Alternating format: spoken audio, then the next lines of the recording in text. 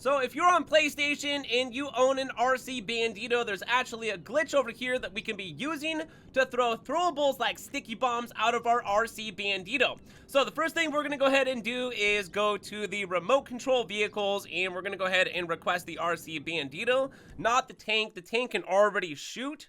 So right here, the RC Bandito doesn't have guns or anything like that, but what we actually can do over here is use our touchpads to start swiping. So start swiping with your touchpad, just like I'm doing right here, until you get to your sticky bombs. Now, it's going to be a series of buttons here. I'll explain this a few times on how we're going to be throwing the bombs and how to detonate the bombs, all right?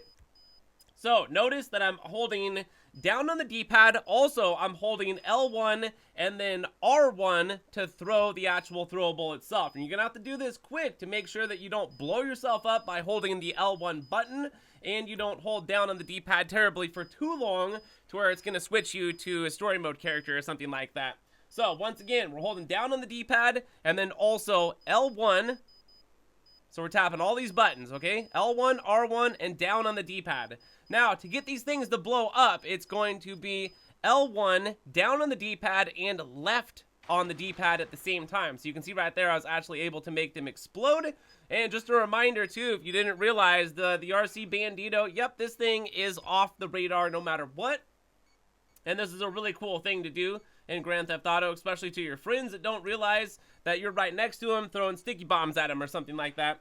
So once again, it's down on the D-pad just for a little bit, and then we're holding L1 and also R1. It's like tapping R1 to throw the actual sticky bomb.